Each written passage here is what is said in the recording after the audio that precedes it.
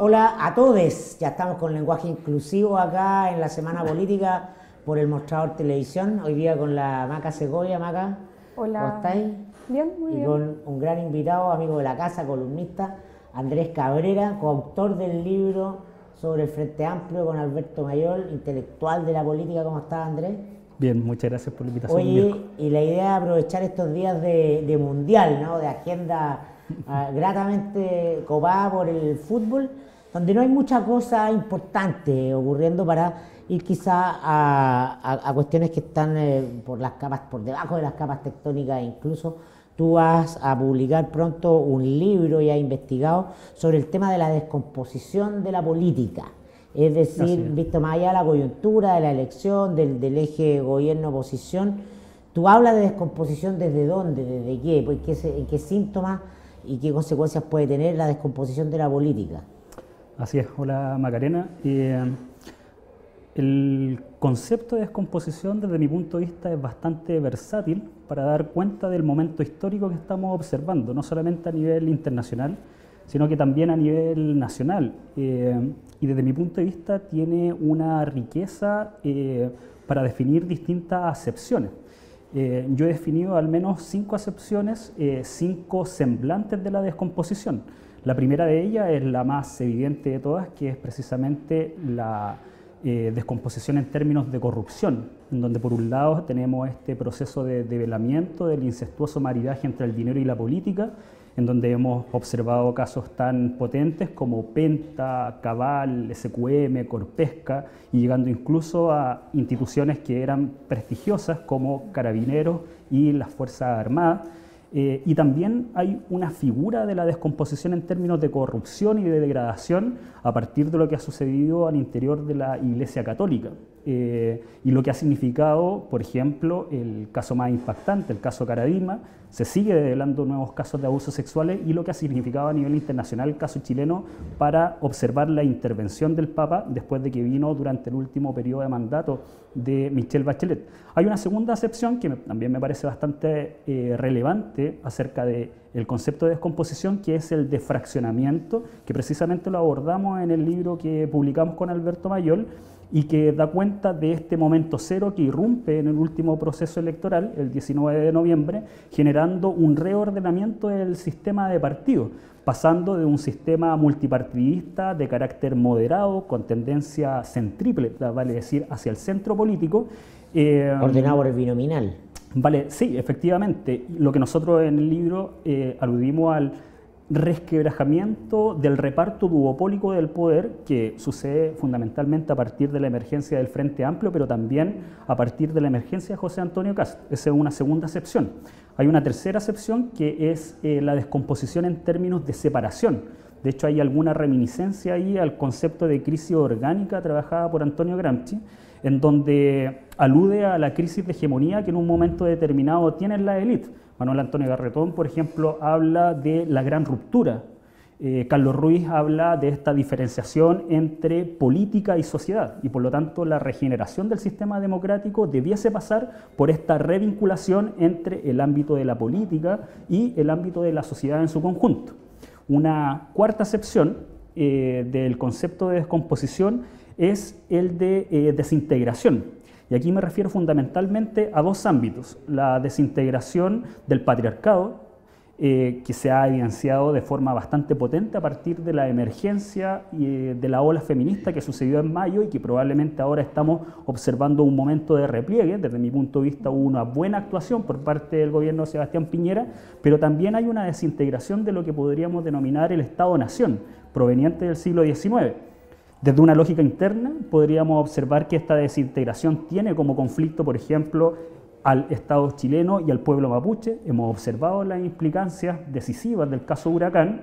También hay otros conflictos latentes que se pueden activar en cualquier momento, y también hay una desintegración del Estado-Nación desde un punto de vista internacional a partir de los fenómenos migratorios que estamos observando, y también hemos visto que ese proceso se ha instalado en la agenda política. Y también hay desintegración del Estado-Nación cuando el Estado ya no puede cumplir funciones para las cuales fue pensado, concebido, instrumentalizado, por ejemplo, en los casos súper coyunturales de Gendarmería o del Sename. Eso es ausencia de Estado, incapacidad del Estado de responder a una suerte de mandato que tiene de vigilar a la gente privada de libertad, condenar niños fuera de hogares familiares, y el Estado ya no responde mal a su objetivo, ¿no? Totalmente, hay una desintegración, pero hay que ver cuánto resiste el tipo de Estado configurado a imagen y semejanza del modelo neoliberal, que en este caso sería el Estado subsidiario. Es precisamente el Estado subsidiario el que no es capaz de resolver problemas como, por ejemplo, el hacinamiento carcerario que hemos observado durante esta semana, el caso del Sename, pero también la expansión del mercado en toda la esfera de la vida social, en la educación, en la salud, en las pensiones, etc. Y para finalizar este breve recuento, hay una quinta acepción del concepto de descomposición, que es probablemente la definición más metafísica de todas y que parte de un concepto que utilizaba Norbert Lechner en la década de los 80 y 90, que denominaba la erosión de la temporalidad. Esta idea del presentismo absoluto que se ve agudizado y potenciada por las lógicas comunicacionales, las redes sociales, los espacios virtuales, que tiene un efecto nefasto para la política, porque la política necesita de las tres temporalidades de el presente, porque efectivamente ahí se efectúa la acción política, pero también necesita del pasado, porque a partir del pasado se generan las identificaciones colectivas y por supuesto necesita futuro para proyectar horizontes de cambios, proyectos tácticos y estratégicos, y al parecer en el momento actual no vemos algo de eso. Vale decir, hay una política que está ensimismada y tiende a responder solamente a la contingencia sin mucho proyecto estratégico. Con respecto al último punto que tocaba Andrés, claro, yo creo que en Chile no se evidencia cómo el sistema político se va reacomodando a la generación de la inmediatez. Pero hay también experiencias, por ejemplo, en Europa, en España, en donde el sistema político de una u otra forma se va acomodando a esta lógica de tener a la Cámara encima, a de responder directamente a la ciudadanía, en donde quien te interpela ya no es alguien propio de tu núcleo elitizado a través de una carta al Mercurio, sino que es alguien que te interpela directamente a través de una red social, por ejemplo. Y por ejemplo en España se habla mucho de la generación de políticos youtubers. Exacto. Que acá en Chile no está desarrollado profundamente, hay algunos diputados que tratan como de experimentar con eso, pero no se desarrolla tanto, pero creo que en Chile está el debe. Quería tocar un punto que hablaba Andrés, que tenía que ver con el tema de la descomposición del sistema de partidos y de la fragmentación de esto. Me da la impresión de que en el sistema actual de partidos, que claro, se resquebraja un poco a partir de la irrupción del Frente Amplio en su quizás status quo binominal, pero no quizás en su lógica de construcción de poder, que es muy distinto a hablar que se cambió la lógica de la dinámica de la política.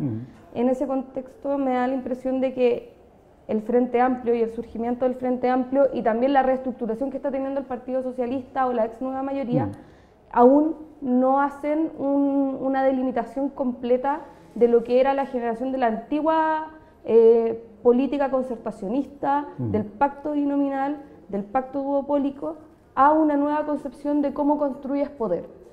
Y cómo construyes poder a partir de la fragmentación y de la diferenciación. Efectivamente. Entonces la lógica del consenso aún sigue presionando, por ejemplo, al interior del Frente Amplio, y lo hemos visto en las últimas 2 semanas, en donde de una u otra forma tratan de mantener ese status quo con la ex nueva mayoría, y por otro lado también hay fuerzas internas que tratan de resquebrajar y construir a partir de la diferencia. Entonces, había algo que yo quería preguntarte de cómo finalmente esa construcción, ese eje en donde estás entre la diferencia y la necesidad de construir oposición, marca el camino hacia una nueva política, hacia una construcción distinta del poder. La vigencia del eje izquierda-derecha en medio de este macroclima invisible, ¿no? Yo creo que va más allá del eje izquierda-derecha, yo creo que apunta... O sea, como la supervivencia del eje izquierda-derecha todavía subyacente. Sí, pero yo creo que va más gobierno, oposición, sí, pero claro, de mantener esa lógica y resistirse al cambio de lo que significa, por ejemplo, construir con el mundo liberal en un mismo espacio, con el mundo comunista y con el mundo libertario, que son súper distintos.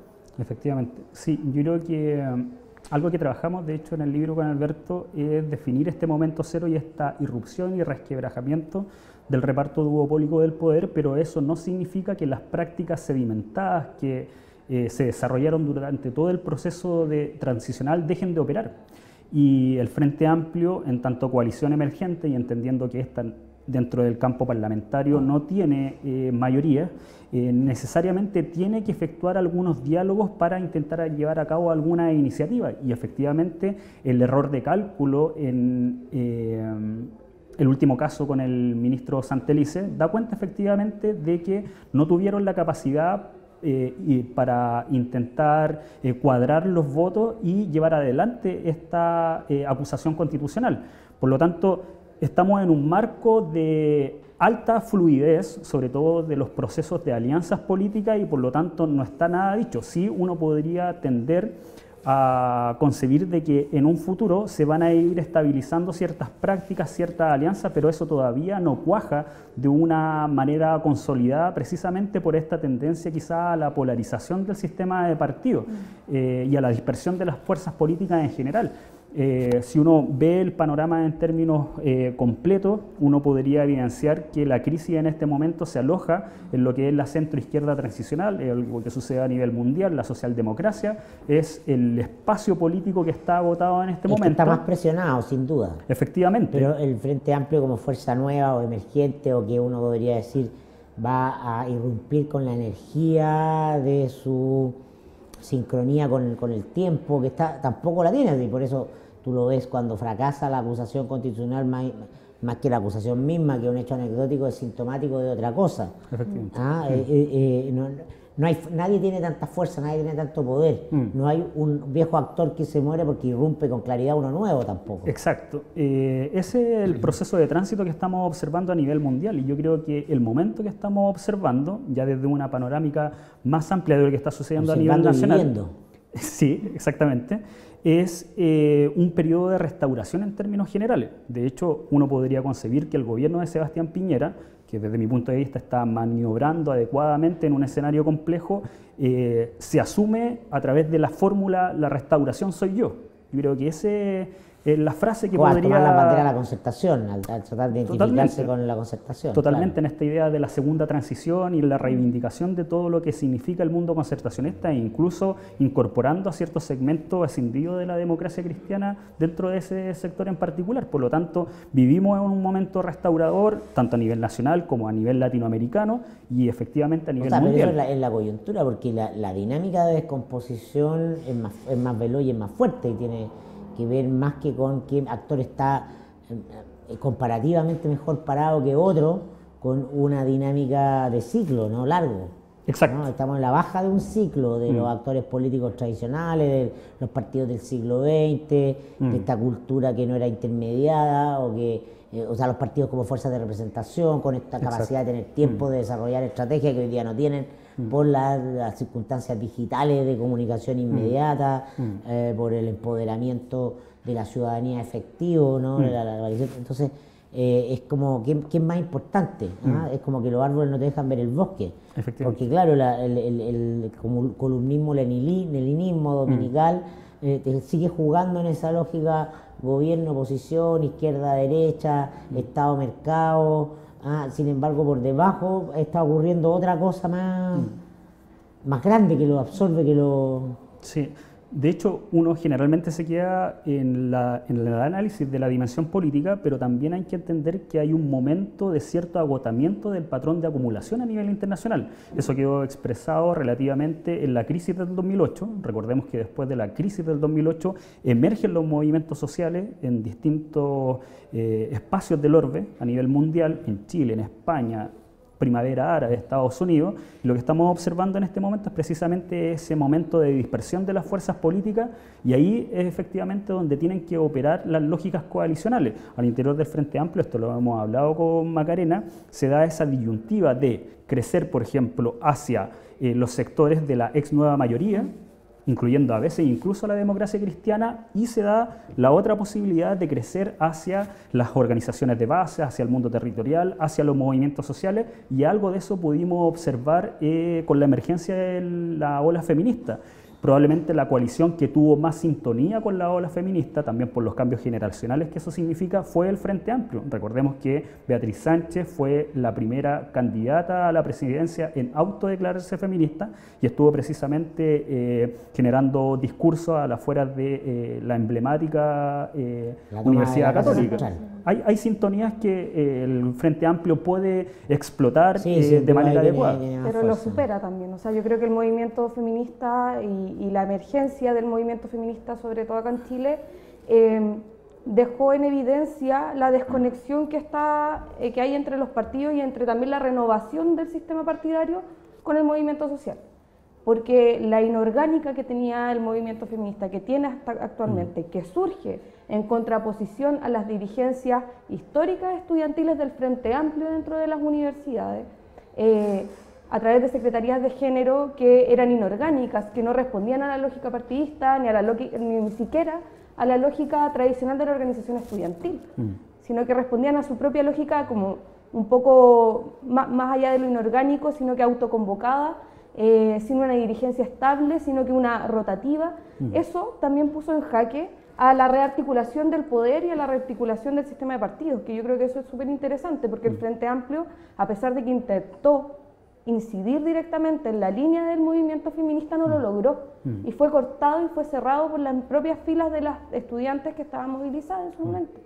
Entonces, ahí también se da un poco esta lógica, que es una tesis que está dando vuelta al interior del Frente Amplio, que es pasar del momento de la impugnación a la proposición. Yo lo he conversado con ellos, les he consultado bastante qué significa, qué hay detrás. El primero en lanzarla fue el diputado Miguel Crispi el año pasado, ahora toma esa misma bandera el diputado Gabriel Boric, y ese momento de impugnación, claro, me dicen, no es la impugnación al modelo, no es la impugnación al sistema, pero sí tenemos que terminar de tener el lenguaje impugnativo, que de paso también impugna a la concertación, al proceso también de la nueva mayoría y a quienes actualmente ellos están visionando como sus aliados políticos. Entonces, en ese contexto y en esa desviación entre lo que significa la rearticulación social como el movimiento feminista, quien está en un estado constante de impugnación, no solamente con el sistema patriarcal, sino que también con las propias dirigencias y la materialidad de esas dirigencias a través de personajes que en su momento tuvieron casos de abuso y de acoso dentro de sus espacios universitarios, por ejemplo, hace que no hay una sintonía real entre el movimiento social, que actualmente no logra generar una masa, por ejemplo, única que pueda ser representativa en el sistema de partidos, y el sistema de partidos que se está renovando a través del brazo del Frente Amplio. Y creo que eso es súper complejo y es la dinámica que ahora están teniendo, la disyuntiva. Más allá de las peleas chicas que se ven en la prensa, esa es la discusión de fondo finalmente. ¿Hacia dónde construimos y qué partido hegemoniza también el liderazgo al interior del FA? Y por ahí yo creo que se ve más profundamente la crisis que también hay en la derecha, que también está esa pugna, más solapada a través de este pacto como nuevo concertacionista 2.0 al que llama Sebastián Piñera, pero también está esa tensión, está la tensión con esta ida más hacia el centro, que yo creo que ya es como el último respiro de ahogados que tiene la salida del consenso. Yo creo que este periodo que establecen como concertación 2.0 Sebastián Piñera, lo que termina siendo y lo que va a terminar siendo es dar un cierre a lo que vimos como la política de los consensos. A aprender quizás a instaurar un sistema político que aprenda. ¿Cuánto tiempo más dura el eje izquierda-derecha?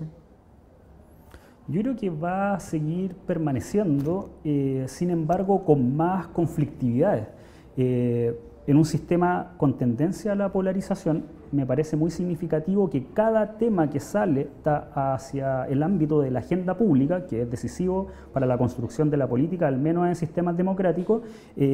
Las tensiones que se generan no solamente de las coaliciones políticas y de los partidos políticos conflictúan, sino que también las posiciones de, por un lado, los gremios empresariales, que en este caso están bastante alineados con el gobierno de Sebastián Piñera, por el otro, los movimientos sociales, que uno podría ver con mayor sintonía con el Frente Amplio, pero la disputa, al parecer, ya es difícil catalogarla entre este eje de derecha e izquierda, sigue permaneciendo, pero la conflictividad tiende a disputarse desde distintos ángulos y por lo tanto controlar y maniobrar dentro de ese terreno es mucho más complejo de lo que había sido en el ámbito transicional.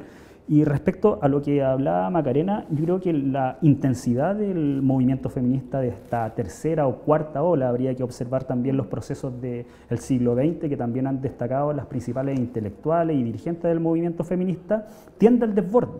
E incluso tiende al desborde de las dirigencias del Frente Amplio, que están bastante bien posicionadas, uno podría decir, a nivel universitario, y ese es un factor a considerar dentro del escenario en términos generales. Claro, tú escribiste del Frente Amplio y, como decía la Maca, hoy el Frente Amplio aparece diluido, aparece como atrapado en la inercia de definir cuál es su lugar como oposición. ¿Ah? Es decir, está como sin un liderazgo claro, nítido, como por ejemplo tuvo, bueno o malo, pero tuvo en España el Podemos, ¿no? Esto somos y esto no somos. Entonces, no se sabe qué tipo de oposición es el Frente Amplio, cuál es su actitud frente a los partidos de la nueva mayoría. Entonces, eso lo puede rápidamente fagocitar, rápidamente desperfilar y a sus líderes. Sí. Yo creo que una cuestión muy interesante que surgió, por ejemplo, a través de la nueva arista que se abrió con el caso SQM y la incorporación de Julio Ponce Lerube en una primera instancia como asesor comunicacional, creo que ese momento... Asesor no comunicacional. Perdón, asesor, experto en este caso. Ahí uno se da cuenta de que la ex nueva mayoría fue mucho más astuta al momento de intentar capitalizar comunicacionalmente el evento, a partir de las declaraciones de Francisco Vidal, estableciendo que era necesario nacionalizar el litio. Y por así decirlo, le ganó la jugada al Frente Amplio, que estaba mucho más capacitada para efectuar una interpelación hacia ese contexto en particular, más allá de la nueva mayoría. Recordemos que el espacio, el think tank donde trabaja Francisco Vidal en este caso es Chile 21, y Chile 21 efectivamente fue financiado por SQM. Por lo tanto, hay una contradicción que se devela de manera inmediata. También SQM, como todos sabemos, financió ilegalmente la política a los distintos partidos de la concertación, desde el Partido Socialista, PP, etcétera, y el Frente Amplio no tuvo la capacidad de responder inmediatamente a esa apertura. De todas maneras, surge la posibilidad de que se desarrolle una iniciativa en términos legislativos, que me parece que está siendo llevada a cabo, hoy día salida en el Mercurio, por el diputado Ibáñez del Frente Amplio, de intentar generar un acuerdo entre los distintos partidos de la nueva mayoría para intentar nacionalizar el litio, entendiendo que este es un recurso estratégico. Yo creo que ahí, por ejemplo, uno podría observar ciertas tendencias y vinculaciones entre el mundo frente amplista y la ex nueva mayoría, al menos a través de apuestas transformadoras que pongan la temática y los contenidos antes que cualquier cosa, antes, por ejemplo, que pensar en alianzas electorales, aun cuando eso ya también se está conversando en mira a lo que va a significar las próximas elecciones municipales. Pero es súper interesante el tema de SQM. Fue tema también dentro del Frente Amplio la semana pasada y antepasada, que no se había salido con una salida efectiva por el tema. Pero a mí lo que me parece más interesante de eso y de la apuesta de Ibáñez, del diputado Ibáñez del Movimiento Autonomista, es que se abra a generar este consenso legislativo necesario. ¿Verdad? Quien lleva la agenda del litio detrás es Pablo Vidal más que Ibáñez. Pablo Vidal, el diputado de Revolución Democrática, el que está detrás de esa agenda. Me parece interesante que se abran a generar este pacto sin abandonar, y retorno un poco al tema de la impugnación, sin abandonar la necesidad de poner en cuestión las bases de la ex nueva mayoría. Abandonando eso. O sea, de una u otra forma, lo que hace el Frente Amplio a la hora de decir tenemos que generar un consenso en torno a SQM, sin decirles, pero ustedes tienen que sacar a aquellos todos militantes que fueron financiados por SQM, es abandonar el rol con el cual ellos surgieron de una u otra forma. Y creo que ese es el pecado original en el cual están cayendo ahora. Y no lo están viendo.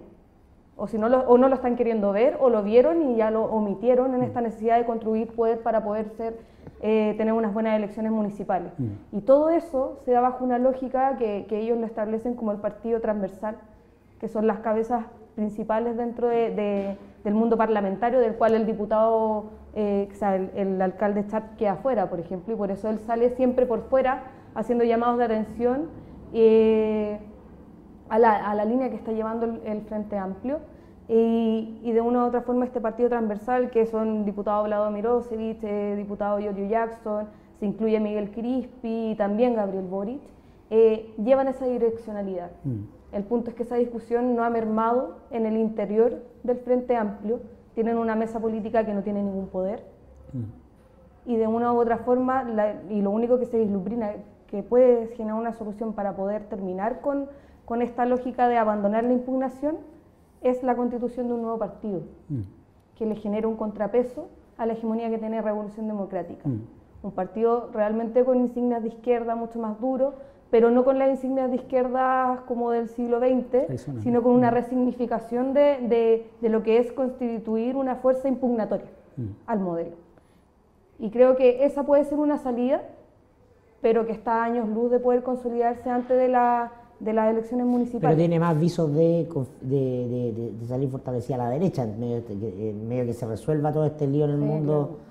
De la izquierda, aparece con más fuerza y vigor la derecha, ¿no? Sí, totalmente. Yo creo que la derecha, de hecho, ha maniobrado bien dentro de un escenario complejo, sobre todo porque ha tenido la capacidad de controlar la agenda, por un lado, sobre todo este último mes, yo creo que ha sido rotunda la derecha en el control de la agenda.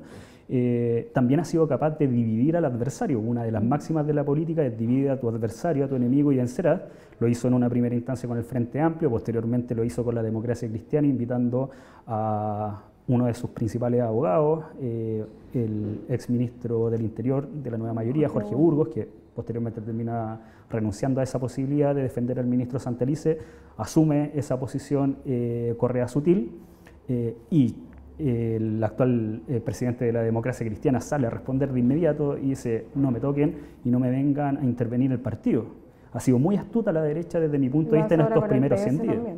Efectivamente, invitándolo a participar de las comisiones y de los acuerdos nacionales. Por lo tanto, creo que estamos ante una derecha que ha sido mucho más astuta, al menos hasta ahora, de lo que presentó el año 2011, sobre todo al momento de desactivar ciertos conflictos. Obviamente hay errores no forzados, lo hemos visto al principio de este periodo gubernamental con las falencias comunicacionales del ministro Varela, también el error no forzado de lo que significó el caso de nepotismo. La descomposición te habla que todos están mal, pero si tienen mejor posición relativa o ganan los que están menos mal. Sí, sí. Se trata de quién está menos mal. Sí, sí, pero desde mi punto de vista, el gobierno de Sebastián Piñera, a pesar de que no comulgo con él, yo creo que tiene la capacidad para controlar un escenario bastante complejo. Hasta ahora. Sí. Bueno, gracias Andrés, gracias Maquita, nos vemos la próxima semana en una nueva semana política. Chao a todos. Chao a todos.